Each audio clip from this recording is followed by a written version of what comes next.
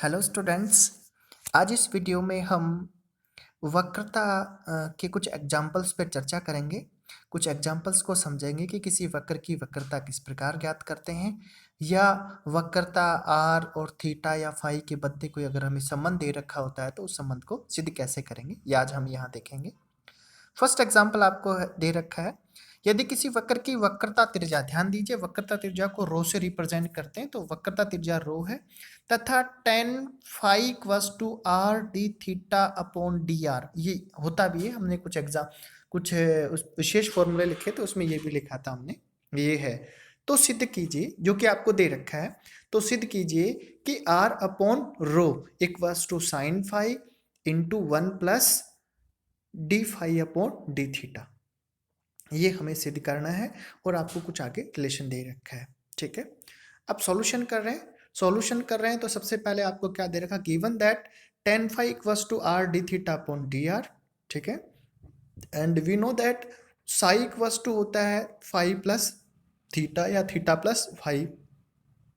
अब देखो हमें प्रूफ क्या करना है, हमें करना d phi upon d theta. ध्यान दीजिए d phi upon d theta लाना है हमें। तो d phi upon d theta कैसे आए, क्योंकि अगर हमें फाई और थीटा में अगर रिलेशन मिल जाए तो हम सॉल्व कर सकते हैं। फाई और थीटा में रिलेशन कहाँ से आएगा, क्योंकि हम जानते हैं कि psi equals to theta plus phi होता है। इसका मतलब अगर हम इसका जो इक्वेशन फर्स्ट दे रखा है, इसका अगर थीटा के रेस्पेक्ट में डिफ्रेंशिएशन करते हैं तो हमें मिलता है d psi upon d theta equals to 1 plus d phi upon d theta. ठीक है, अब हमें 1 plus d phi upon d theta मिल गया, जो कि हमें रिक्वायर्ड है। उसके साथ में इंटू में होना चाहिए साइन फाई। तो हम क्या करें, इस इक्वेशन को बोथ साइड से साइन फाई से मल्टीप्लाई करते हैं।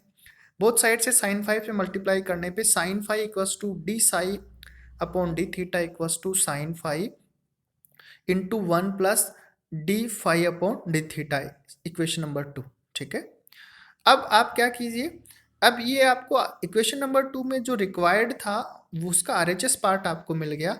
अब एलएचएस पार्ट को आर अपॉन क्यू की फॉर्म में रिप्रेजेंट करना। ठीक है, अब आपको del d psi upon d theta equals to, इसका कोई वैल्यू आपको पता है, हमें पता नहीं है कि क्या है।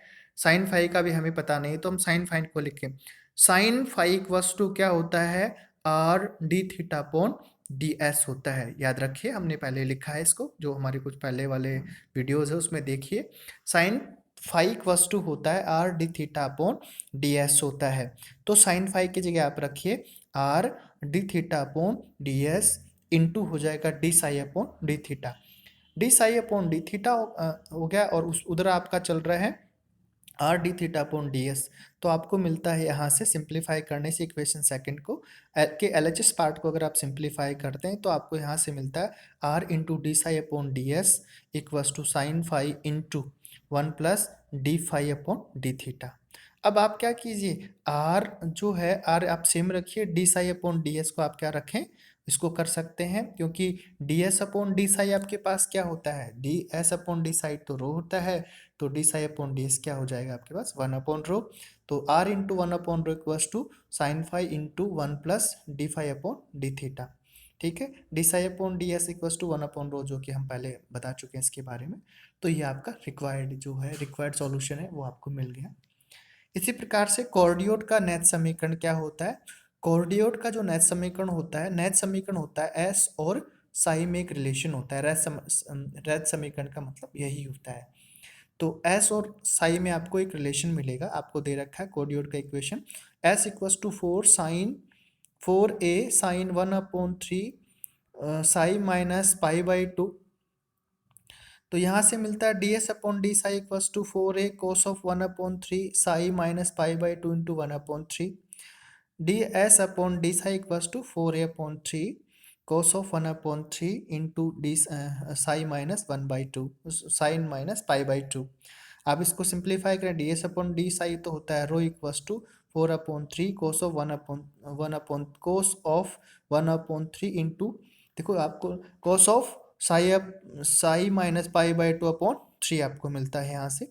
और इसको सिंप्लीफाई करें, 3 rho equals to 4a cos 5 minus pi by 2 upon 3 cos of psi minus pi by 2 by 3 equation first और इक्वेशन सेकंड को हम ऐड करते हैं तो आपको मिलता है स्क्वायर करके ऐड करते हैं तो आपको मिलता है s square plus 9 of rho square equals to 16 a square आपको यहाँ से मिलता है कोऑर्डिनेट के समीकरण से। तो कोऑर्डिनेट के समीकरण को हम लिख सकते हैं s square plus 9 of rho square equals to 16 of a square.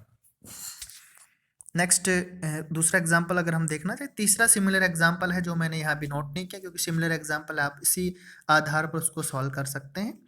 Next में फोर्थ एग्जाम्पल जो है वो आपको देख रहा है चक्रज का इक्वेशन।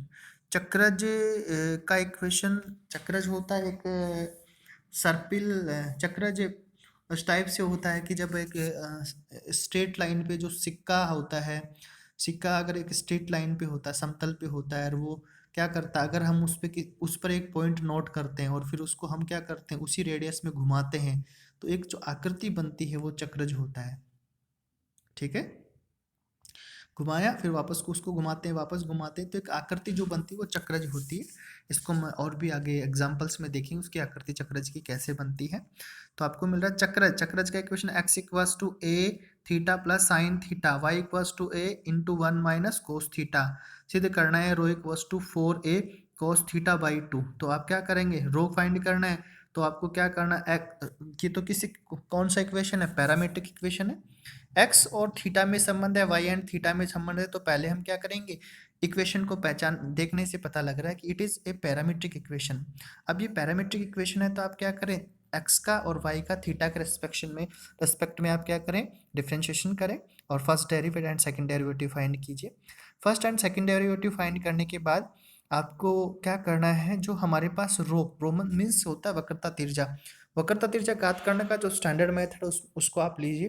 स्टैंडर्ड मेथड जो फॉर्मूला होता है वो होता है rho equals to 1 plus d y by d x raise to power 2 whole raise to power 2 total whole raise to power 3 by 2 upon, अब उसमें आप पैरामीट्रिक इक्वेशन लिख रहे हैं तो पैरामीट्रिक इक्वेशन में यहाँ आपके पास आएगा x into y dash minus y dash into x double dash. क्या होगा, x dash y double dash minus y single dash x double dash होगा। ठीक है, अब इसमें हम क्या करते हैं, इसमें हम अपना जो x डैश वाई डैश और x double dash y double dash से वैल्यू यहाँ पे रखते हैं और सिंप्लीफाई करते हैं। जब सिंप्लीफाई करते हैं तो देखो हमें लास्ट में जो स्टेप्स मिल रही हैं उनको हम यहाँ देखते हैं। जैसे रो इक्वल्स टू आपको मिल रहा है, आप सिंप्लीफाई कर रहे हैं, सिंप्लीफिकेशन में आपने देखा कि a square cos of theta plus a square cos square theta plus sine square theta, simplify कर रहे हैं a raise to power 3 2 plus 2 cos of theta whole raise to power 3 by 2 upon a square cos theta plus a square, rho equals to a into 2 plus 2 cos of theta into whole raise to power 3 by 2 upon 1 plus cos of theta. अब इसको हम simplify करें, simplify करेंगे कोस यहाँ से numerator से 2 आप common ले रहे हैं तो न्यूमरेटर से 2 कॉमन ले रहे हैं तो वो मिल रहा है a into 2 raise to power 3 by 2 into 1 plus cos theta theta whole raise to power 1 by 2 और डाउन साइड में क्या चल रहा है कोस थीटा, तो वो 1 पावर को कैंसिल करेगा तो 1 plus cos theta whole raise to power 1 by 2 मिलेगा। Now cos 1 plus cos of theta अगर आ रहा है तो हम उसको लिख सकते हैं 2 कोस स्क्वायर थीटा बाई 2 की फॉर्म में लिख सकते हैं और सिंप्लीफाई करें, सिंप्लीफाई करेंगे तो आपको रिक्वायर्ड रिजल्ट मिलता है।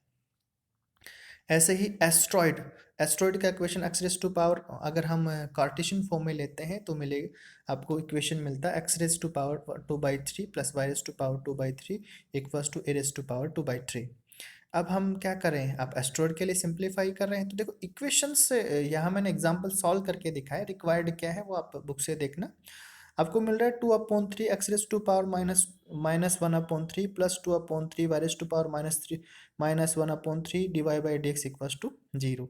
अब डिवाई बाई डी एक्स का वैल्यू फाइंड कर लेते हैं, फिर d two y by d x का वैल्यू फाइंड करते हैं। डिवाई बाई डी एक्स और d two y by d x का वैल्यू फाइंड करने के बाद जो हमारे पास वक्रता त्रिज्या ज्ञात करने का जो स्टैंडर्ड फॉर्मूला था उसमें जाते हैं। वक्रता त्रिज्या का स्टैंडर्ड फॉर्मूला जब वक्र की इक्वेशन आपको किसमें एक्स वाई की फॉर्म में हो, ठीक है, कार्टेशियन फॉर्म में दिए हो तो कैसे ज्ञात करते हैं, तो उसको आपने इस प्रकार किया। अब आप वक्र का इक्वेशन फाइंड करने के बाद हम क्या करते हैं, d two y by d x देखो काफ़ी लेंथी हो रहा था, आप उसको सिंप्लीफाई करें जैसे कि आप यहाँ कर रहे हैं। अब d two y by d x find करने के बाद आप क्या करें, रो का जो फॉर्मूला था उसमें आपने यहाँ रखा और सिंप्लीफाई किया, तो उस फॉर्मूले में रखने के बाद आपको डायरेक्टली यहाँ से जो वैल्यू मिल रही है उसको आप यहाँ ले रहे हैं। तो आपको मिल रहा है यहाँ से rho equals to 3a upon x into y whole raise to power minus 1/3 into a raise to power 2/3 आपको मिलता है। तो सिंप्लीफाई करने से मिलता है आपको 3a(xy) whole raise to power 1/3।